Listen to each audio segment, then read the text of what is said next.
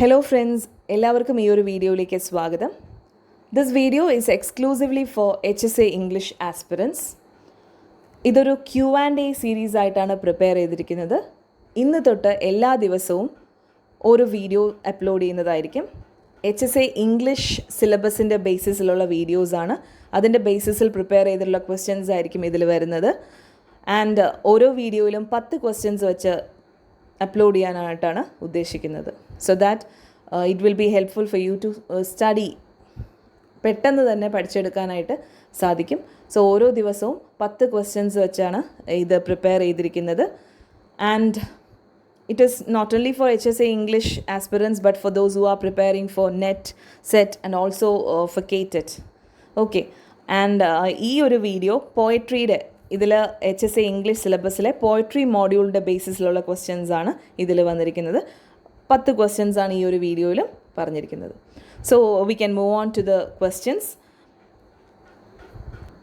First one, which comic play has taken its title from the opening line of P.B. Shelley's To a Skylark? Which comic play has taken its title from the opening line of P.B. Shelley's To a Skylark? ഈ ഒരു question answer ചെയ്യണമെങ്കിൽ നമുക്ക് to ആ skylark പോയത്തിൻ്റെ lines അറിഞ്ഞിരിക്കണം. Okay, to ആ skylark P.B. Shelly എന്ന് പറയുന്ന romantic പോയറ്റിൻ്റെ പോയമാണ്. 1820 അദ്ദേഹം ഇത് എഴുതിയിരിക്കുന്നത്. ആൻഡ് അതിൻ്റെ ഓപ്പണിംഗ് ലൈൻ എന്ന് പറയുന്നത് hail to the blithe spirit. Here P.B. Shelley is addressing a skylark. Hail to the blithe spirit, ഇതാണ് അതിൻ്റെ ഓപ്പണിംഗ് ലൈൻ എന്ന് പറയുന്നത്. സോ ഇതിൻ്റെ ബേസിസിൽ ഏത് പ്ലേ ആണ് ഈ ഒരു ഫസ്റ്റ് ലൈനിൽ നിന്ന് അതിൻ്റെ ടൈറ്റിൽ എടുത്തിരിക്കുന്നത് എന്നാണ് ചോദ്യം. And the answer is Blithe Spirit by Noel Coward. Noel കോവാർഡിൻ്റെ ബ്ലൈത് സ്പിരിറ്റ് എന്ന് പറയുന്ന വർക്കാണ് hail to the blithe spirit എന്ന് പറയുന്ന P.B. ഷെല്ലിയുടെ ടു ആ സ്കൈലാർക്കിൻ്റെ ഫസ്റ്റ് ലൈനിൽ നിന്ന് ടൈറ്റിൽ എടുത്തിരിക്കുന്നത്. Okay, this one Blithe Spirit by Noel Coward is a comic play. അതൊരു ഫാസ് ആണ്.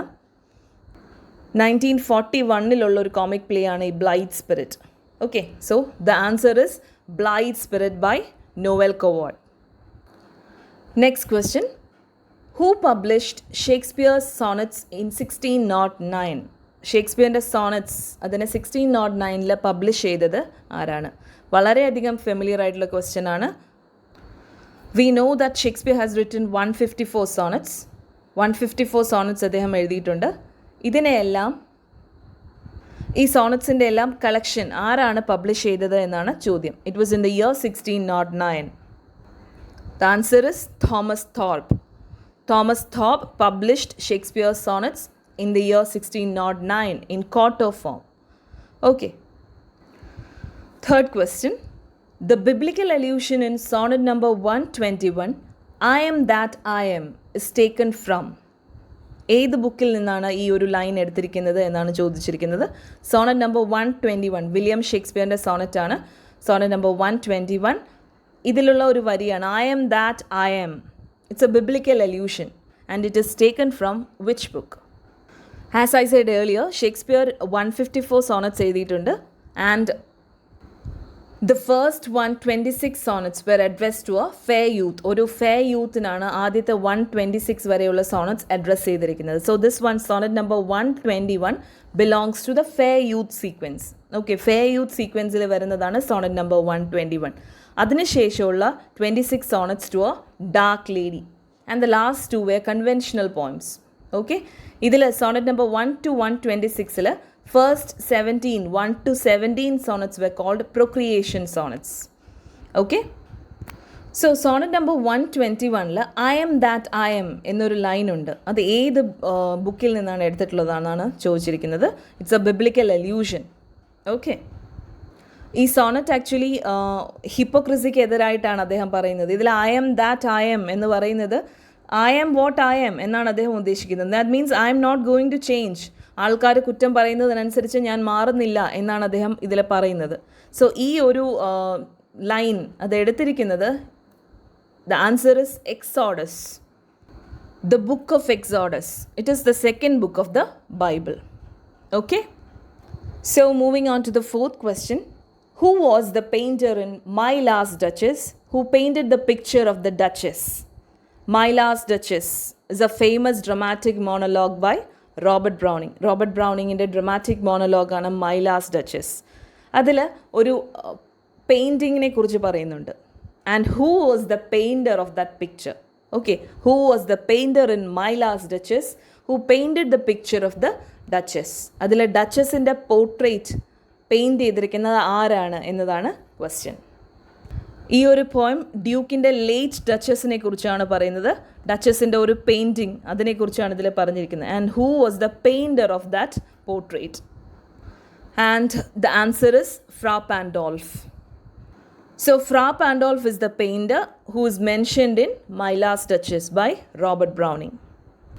Then the next question, which poem concludes with the line beauty is truth, truth beauty? Again a very famous line, and this answer will be quite familiar to you all. Beauty is truth, truth beauty എന്ന ലൈനിൽ conclude ചെയ്യുന്ന poem ഏതാണ്? The answer is Ode on a Grecian Urn. Ode on a Grecian Urn by the great romantic poet John Keats. ഇത് great odes of 1819 വരുന്ന ഓഡാണ്. Actually ode on indolence, ode on melancholy, ode to a nightingale, ode to Psyche, ഇതെല്ലാം എഴുതി അതേ വർഷം 1819 അദ്ദേഹം ഈ ഒരു ode on a Grecian urn എന്ന് പറയുന്ന പോയം എഴുതിയിരിക്കുന്നത്. അതിലുള്ള ലാസ്റ്റ് ലൈനാണ് beauty is truth, truth beauty. Moving on to the next question. Which ancient Greek playwright was mentioned by Arnold in his poem Dover Beach? Which ancient Greek playwright was mentioned by Arnold in his poem Dover Beach? Dover Beach is a lyric poem by Matthew Arnold. Matthew ആർണൽഡിൻ്റെ ഒരു lyric പോയമാണ് Dover beach.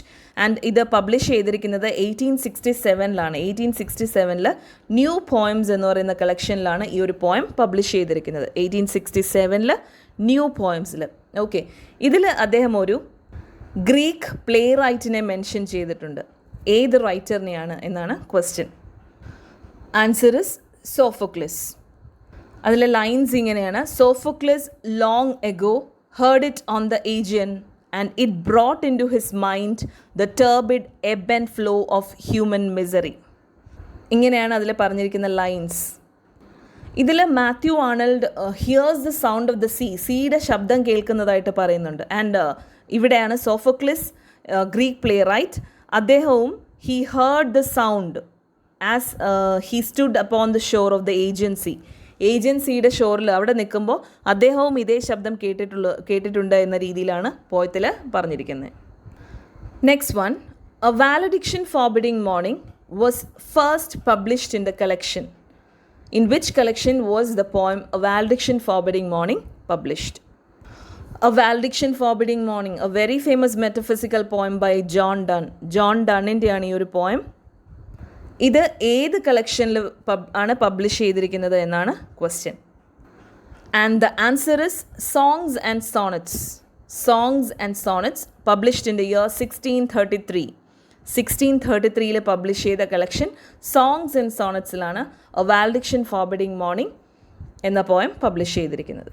Okay, then the next one, to follow knowledge like a singing star is a famous line from, again a very famous line.